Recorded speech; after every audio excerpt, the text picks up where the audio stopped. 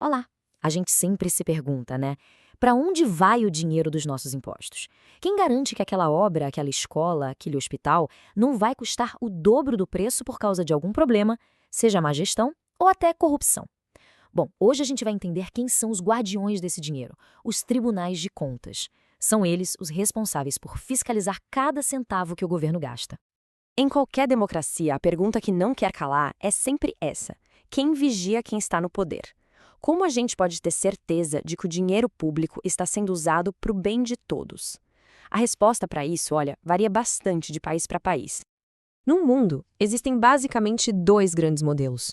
De um lado, tem o sistema tipo o da França, que cria tribunais especiais só para julgar as ações do governo.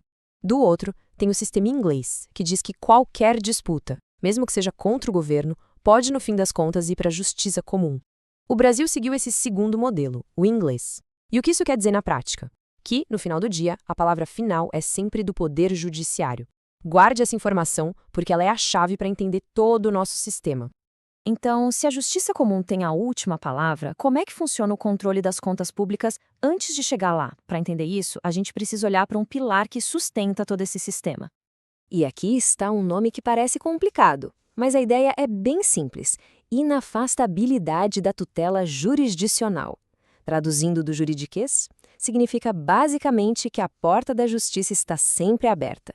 Não importa qual foi a decisão, nem quem a tomou, nem mesmo um tribunal de contas, ela sempre poderá ser discutida e revisada por um juiz.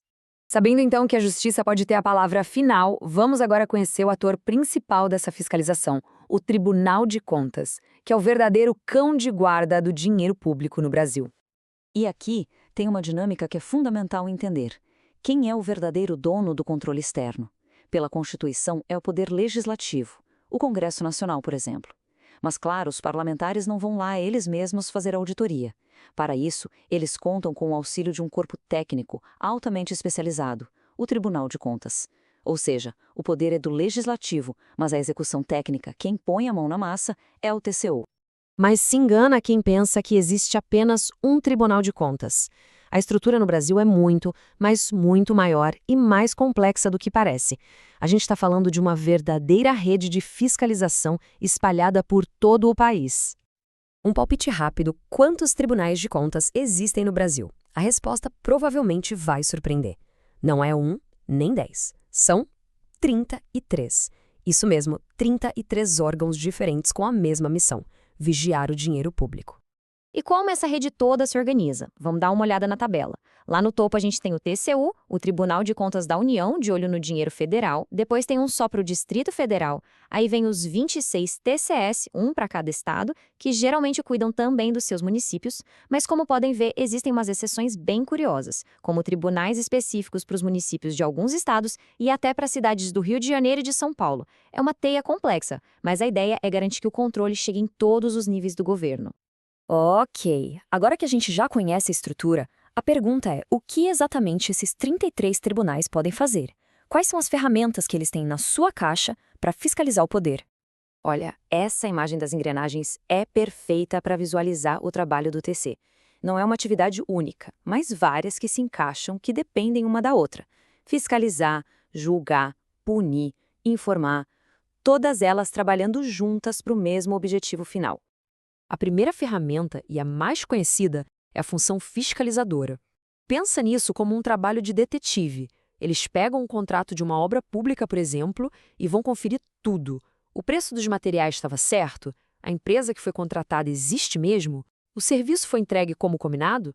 É a fiscalização na prática, no detalhe. Depois de investigar, o tribunal usa sua segunda ferramenta, a função judicante. Aqui ele age quase como um juiz. Ele dá um veredito. Ele não diz apenas: encontramos um erro. Ele bate o martelo e julga formalmente as contas de um prefeito ou de um governador como regulares ou irregulares. E esse julgamento, claro, tem consequências bem sérias. E o que acontece se as contas são julgadas irregulares? Bom, aí entra a terceira ferramenta, a função sancionadora. É aqui que a caneta pesa. O tribunal pode aplicar multas e determinar que o gestor devolva o dinheiro desviado do próprio bolso, responsabilizando essa pessoa diretamente pelo prejuízo causado aos cofres públicos. Isso tudo nos leva à pergunta final, e talvez a mais importante. Qual é o peso real de uma decisão de um Tribunal de Contas? Ela vale mesmo? A própria Constituição dá a resposta. Esse artigo diz que uma decisão do TC que determina a devolução de dinheiro ou pagamento de uma multa tem a força de um título executivo. Certo, mas o que exatamente isso quer dizer?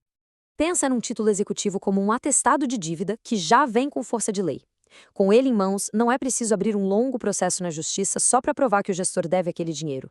A dívida já está comprovada. O governo pode ir direto para a parte que interessa, a cobrança. E este fluxograma ilustra isso de uma forma brilhante. Numa cobrança normal, primeiro você tem a fase de conhecimento, que é para provar a dívida, e só depois vem a fase de execução para cobrar. A decisão do TCE simplesmente elimina essa primeira fase. É um atalho poderoso para recuperar o dinheiro público. Mas, atenção, esse poder todo tem limites. Primeiro, o Tribunal de Contas condena, mas não pode tomar o dinheiro à força. Quem faz a cobrança é o próprio governo. E lembrando do que a gente viu lá no início, a decisão do TC pode sim ser questionada na Justiça. Só que aqui está o detalhe.